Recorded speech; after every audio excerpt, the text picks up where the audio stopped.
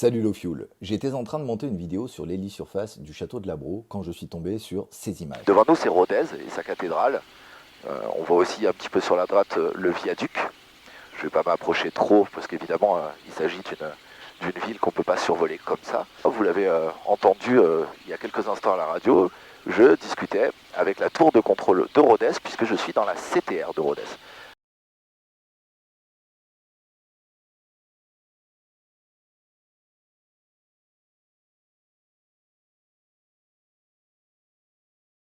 À première vue, j'ai survolé une prison, ce qui est strictement interdit en France. Et je ne m'en suis pas rendu compte sur le moment. J'ai flouté la zone car il est interdit de filmer ou de photographier un établissement pénitentiaire, mais faites-moi confiance, c'est bien une prison.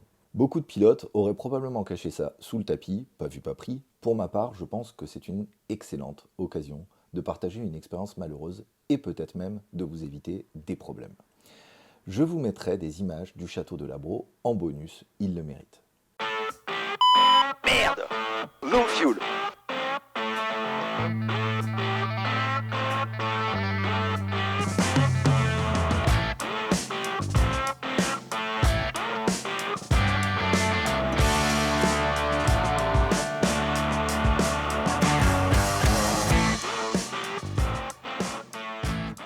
Je vous rappelle encore une fois que je ne suis ni instructeur ni pilote professionnel. Je voudrais remercier mon ami Grégoire qui, en plus d'être pilote d'hélicoptère, est avocat et qui a passé la soirée à éplucher les textes de loi avec moi pour que cette vidéo se base sur du concret.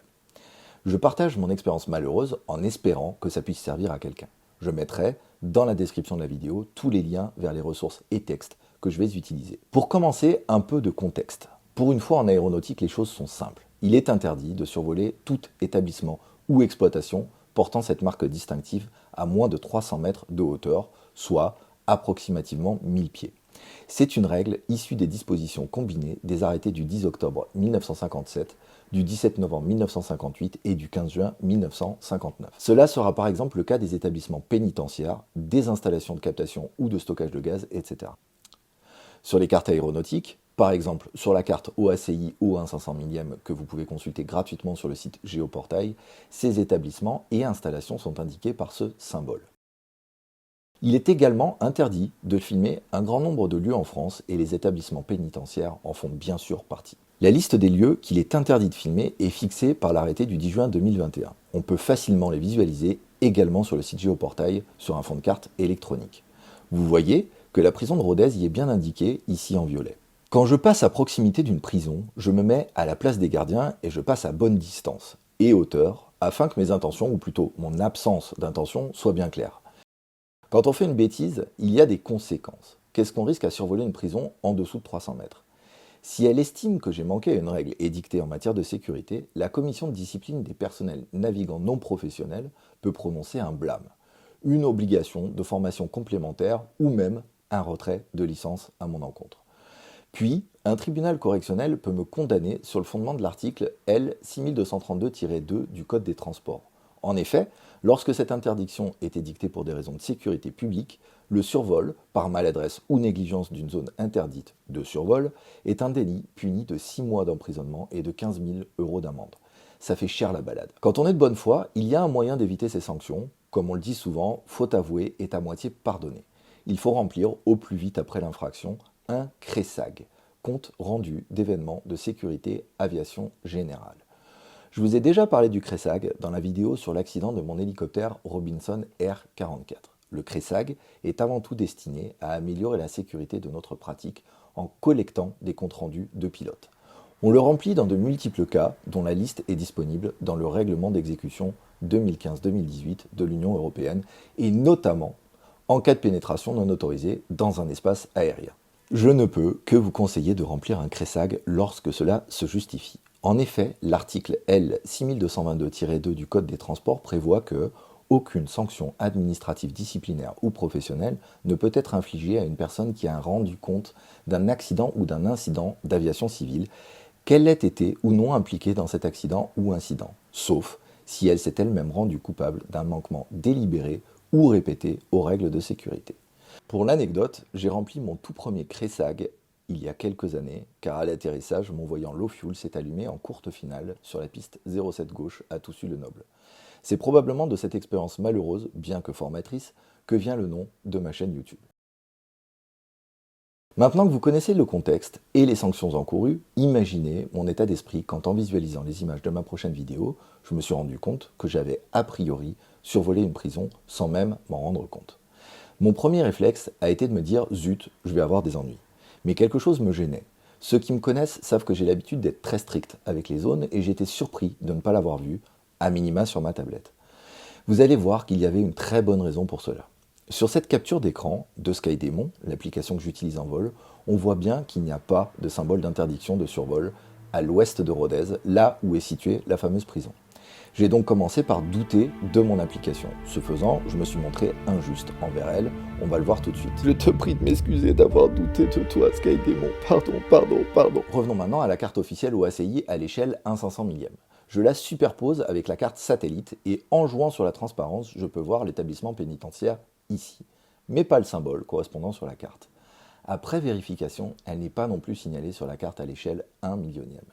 La prison de Rodez n'est pas indiquée sur les cartes officielles, point. Et pourtant, elle est bien en service à tel point qu'il s'agit de l'une des prisons les plus surpeuplées de France. Figurez-vous que ça n'est pas la première fois que ça m'arrive. Il y a quelques années, je me suis rendu compte que je survolais une prison en périphérie d'Orléans. Catastrophé, je regarde ma carte et cette fois encore, la prison n'y était pas indiquée.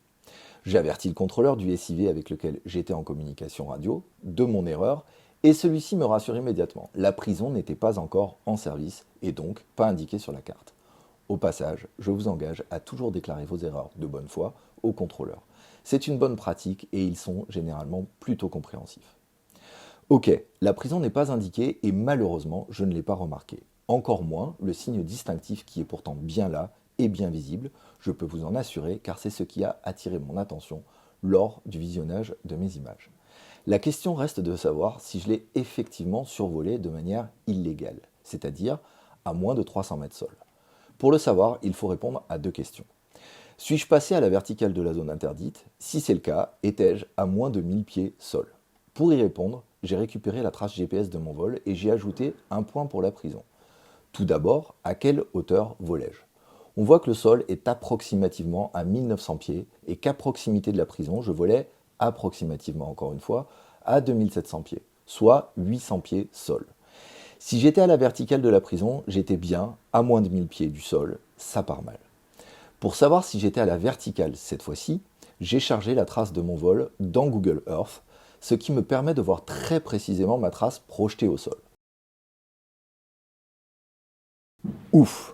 Il s'en est fallu de quelques mètres, mais au final, je ne suis pas passé à la verticale de la prison, même si on n'est pas passé loin de la catastrophe, c'est le cas de le dire. Ce qui, au passage, fait officiellement du titre de cette vidéo une belle putaclic, comme on dit dans le métier. Je vais quand même remplir un cressag. Cela aura au moins le mérite de remonter l'information de la prison manquante sur les cartes.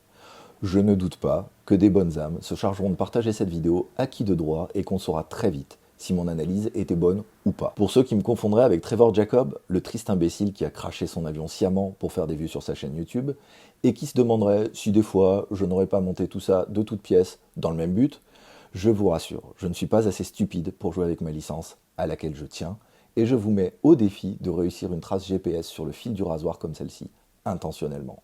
Personnellement, je ne tenterai pas l'expérience. Tiens, pour finir, vous saviez qu'il était interdit de prendre des photos et de filmer depuis un aéronef sans déclaration préalable, vous? Partout en France, sans exception. Sauf pour les prises de vue effectuées à titre occasionnel par vos passagers.